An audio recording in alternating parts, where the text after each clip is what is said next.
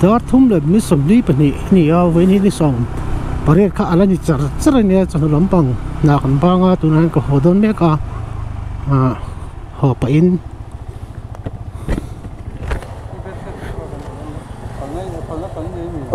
này thao à ai hết khớp rồi cái chiều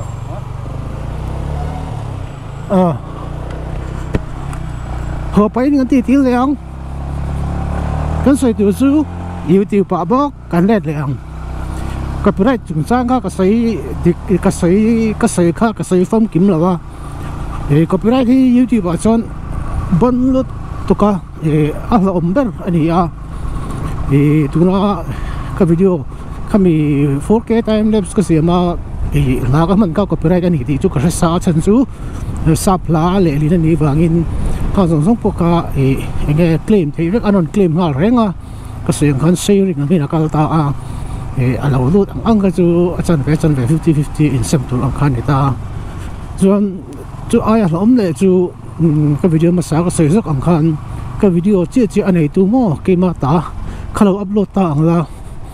ก็รัน track งานไทยนี่YouTube ประจังเฮียนก็รันมุงงานไทยนี่ก็วิดีโออัพโหลดแล้วค่ะส่วน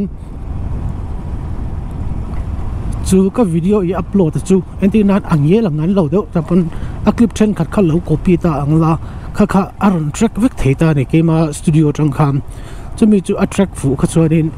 strike down อันที่strike down strike down นี่ก็เสียส่วนนึงจะเทียมกันละ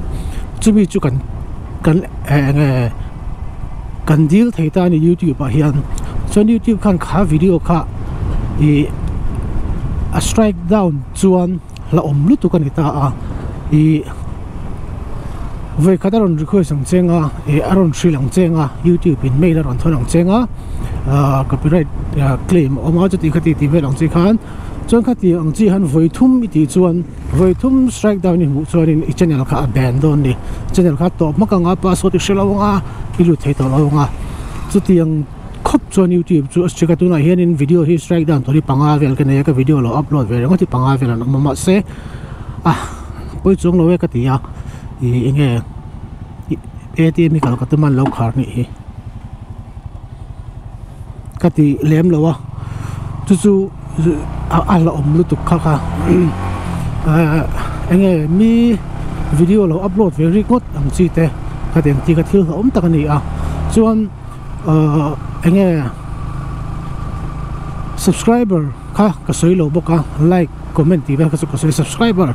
please subscribe อันที่เราใช้นี่เองไงไปหมดแล้วตัวก็ subscribe จู่สมรู้นะจู่นี่มีอะไรวะมาใช้ subscribe ไปหมดนะสันจู่ monetize ตัวรินสังขัด subscriber เนี่ยง่ายนี่สังขัดเนี่ยเราส่วน subscriber จะเวลเล็กไหนล่ะอีวิดีโอสมทุนเวลกัน million 2-3 million เวลเยอะเลยอันมาใช้ subscriber สังขัดนี่ถึงที่สีเราส่วนอีเช่นอะไร monetize ให้เราเนี่ยจู่มันต้องส่วน subscriber เนี่ยทำข้าไปหมดที่ subscriber ชิมฮีviews อันนี้ channel นี่นะ views นี่in subscriber อันนี้ทำเราฮีเขาเวลมีนะ YouTube channel เรียนเราอันเตนะประคันนี้วางin subscriber นี่ทำให้ที่เราไปหมดนักนี่ไอ้พวกตั้งปุ่น subscriber ตั้งปุ่นหันตีละ subscriber ตัวนั้นสิงห์เลยสังลีบอลเวลกันเนี่ยแค่วิดีโอฮีแค่มาวิดีโอแค่มีการ write นะวิดีโออันนี้อันตัวตั้มเบอร์ฮีสิงห์สังทุมที่บอลเวลนี่ก็เสียฮิตเบอร์จู่บางทีจู่เทรนด์สังนี่เทรนด์สังทุมก็เดี๋ยวคันวิวจู่กันเนี่ยแค่ไม่นี่มาใช้ subscriber กันเนี่ยปฏิเสธซะ subscriber จู่สิงห์เลยสังนี่ปุ่งโชว์เฟซแล้วก็เดี๋ยวคันนี่แล้ว subscriber ส่งเทรนกันวิดีโอนี่จวงเรา subscribe จู่หาเราลุ้ตุกมาเสียวิวตักที่หาเราเฮ้ยพอ channel ตั้มตักก็ subscribe นี่มาเสียก็ subscribe ส่งเขากับเอ็นจวงเราเองมาจ้างสังอินกับมันดูเองจูก็ตีหุ่นอาคันที่หางกับเอ็นเจียก็ตีคันนี่อาการพุ่งจุนนี่แหละตาขัดตายค่ะ subscriber ส่งเห็นเอ็นถึงสลังจวนทุนอาเฮียนกับวิดีโอแรงๆที่สิงห์รู้อันนี้ช่างปุ๊บดวงตีนานี่จู่เดี๋ยวจวน subscriber ก็เอาไปหมดรัวๆลินสุ่มให้ลูกนั่นละมาจวนจุดตุกไปหมดจุดนี่แหละวะก็เสียการเช่นเรียนเราเดี๋ยวนะอันมันเบรนี่ทุกนี่ที่ค่ะก็เราใช้เลยนี่จู่บาซาร์พยายามดำต่อยเลยก็ตุ้มก็อู้ดำต่อยตัวเลยเท่งกัน hei chon hulam panga motor ko chung lan nan chu ni a mihring chuak hrim hrim chu tlem khop mai total lockdown hi ka level har zo do na ni son ni de za thingem le total lockdown kan ti le no ro dam ba kan leilok nei ngem o nei mas volo ho man tu ni tlai police so hi mas vong nge tu ni lo chon za choi ni me a om lu bong kon a clinic a bakal mayang bong kon siveng a nan ti pang a de me lon daga i YouTube a apoi mo zual kan sei la chu ni nei channel nei thar te kan omani chuan music background music kan nei rim shim te ka ang chi kha du man ko pop lo tu tina ni chuna kena in monetize thai no in boy le don tho thowa chu bon chun free copyright thi man nge tu ni nge claim thai lo mo YouTube creator ta na siam shim te hi alo om ve le atin YouTube a khanin audio library oma studio khanin lutanga asira khan audio library ti lo manga kha YouTube channel nei ho creator ho ta na an siam YouTube ina ama channel a man thei free man thei tura asiam ani a kha du kha man thei a chi sang genre sang oma cinematic ti te tam lu tuk kha ka download ta man mai tu ni ani ro chuan channel nei ve to kan ni chuanin kan la boi don tho ni chuanin tu na tringin free ka man ngai ni ki kha ka lo sei ni chu advice ani chu vera chuan lockdown total lockdown ni ta ko wangin right ni na to shi lawa tu na chuan comment lama te le DM lama te po right tu so na chumi khuwa chumi ya chon right ti ni ro so na tam to kam buwa ka lo me ma kan right ve ang te nang min lo lut sakin ka ti han so na te kan dong thina ka lo me ma se hei yang hian kan cover chu me ka ma se good news tu tuk veina hian kan she COVID-19 ve mek te pariat lai unrecover mo andam naktu ka hian in health minister chon an sok thei me thei ti vel te kan lo she a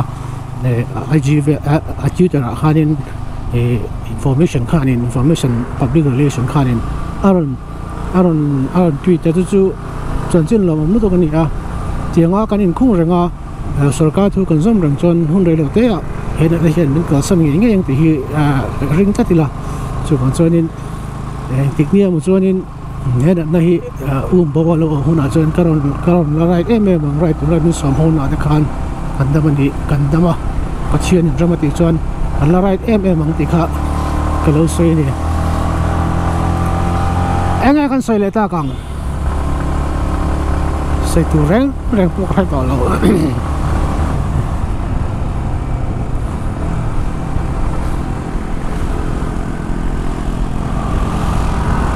andalasin thang lampang hi na thei sim na vel vak ni hi ho ve le tu lai chu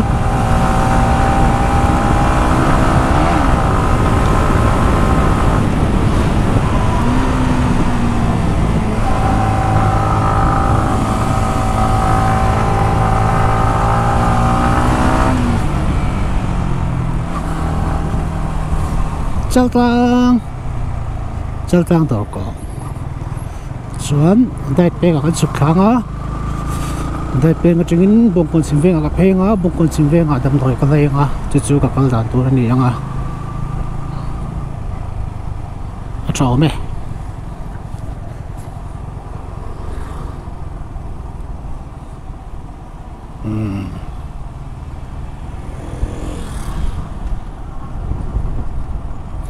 hey COVID-19 ve tam tak kan musuk ta nge atam zok chu phai tang lo ho atam zok kan ti lo atam ber chu phai tang lo ho kan di a ai zo la mizoram om sai chu kan la kai chi lo ni na langa chu ta kan soi du chu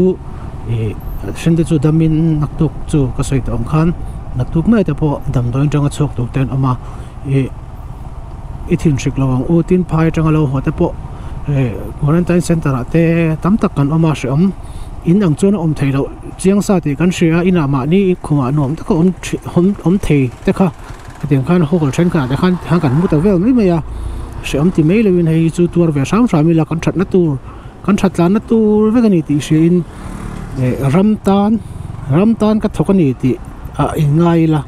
chu tiang chuan in phun mai lewin tiang khan sam sami la ti kha ka ngen ve shim du chewa tin tuna hianin ka channel entry ka subscriber lun ka ti mayang ma na chang to ka subscriber ka share quarantine center tuna hana mega ni popune chang lo honi tun chum hana channel ka sar out sak duwa no pune live mizo ka sai so mo a channel link description ka da ngani po hi mo to vlogging ti thina ni khoi ta kin lo subscribe ula a video te lo en sak turin ka ngen chu ni description a channel link lo dang tu chu tuna hianin sarkari na khung khom na on ve ni chu dam takin lo chuk tura ngai la du sak na kalan boka chuan YouTube abo kan nut leng sei so tiom thelo tat mani harin tura ka video siam dan ka content hi mi ti dan copy ang dawin minon comment pakata ka mua ne motor vlogging hi copy tu ma kanin copy chunglo YouTube and content sang ne ya content han ti la a chan chu review in kala a chan chu unboxing mo chen daily live vlog mo a chen zai ka tiang han sang music sang om ta chu da chuan in content pakata chun hemi motor vlogging hi channel lia nge hemi content ni lian tak pakhat ani ram sang nam sang ya anti an siam ani chu da chuan in khada han kan zuk tuina ni ve wangin khami ka kan zuk ti khani maya motor vlogging hi tu ti dan big mani lo kan tuina zong kan nge nuam kan ti zong ani ka chu kan zuk lu chil ve YouTube kan zuk lu chil ve ti na ni chu bera ka kha kalau soi fia ga shim matin tan sak lo ma ti hi khar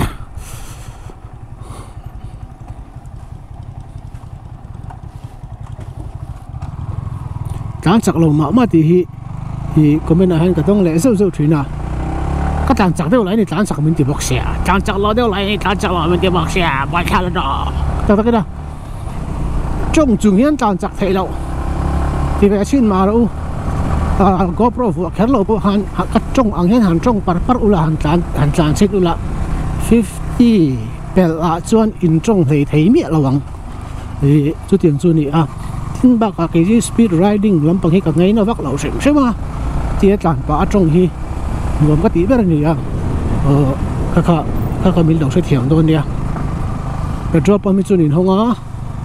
anin hon dan hi ka se che lo he chame zo te po an om ne wa dor in hong om boka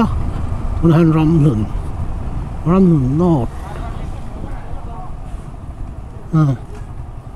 tiếng vào chu ni cái sai đầu chu Jakarnat tan bisa kan lalu kong bisa bukan ni lain lah hang live footpad itu kan akan en payang footpad lar lu tu kau hi dali le minitum bisa lo om lawa ete ba bisa kem kalau suka pocket money pocket ni tau lah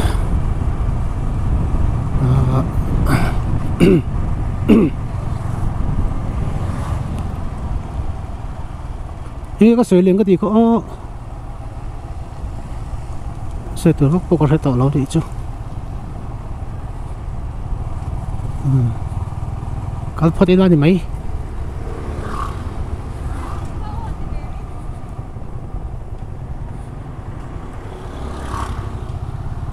tụi mình có cái nông thầy xuân cái bài khi cần khởi động làm thôi nào tụi cao xuống hiện next video ở chỗ new looks này nó còn lại tỏ mấy thầy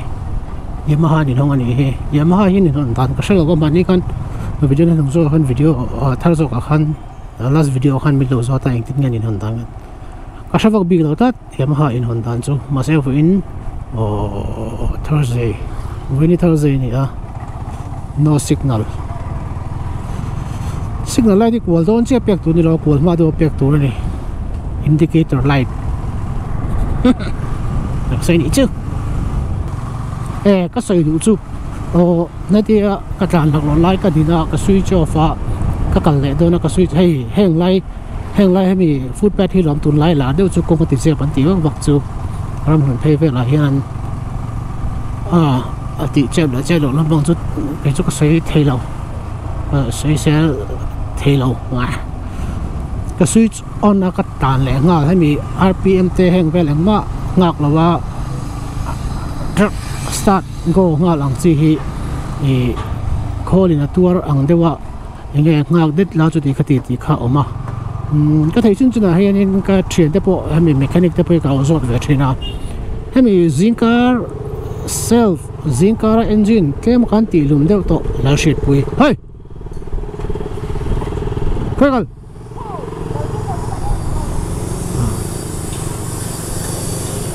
BB mini ma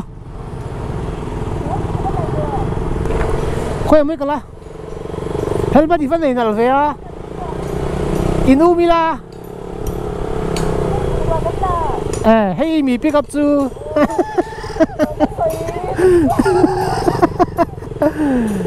sudah dam tôi có vấn đề lúc à sẽ đổ ra không xuống lâu có cắt thôn thì mấy thì hậu sale đó mà cái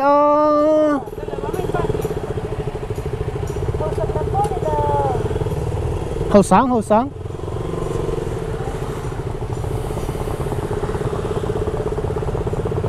ít phải re về tụi nó chứ buổi tập mà mì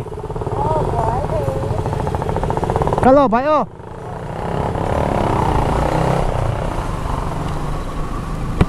mình chuyển luôn nhá sệt quy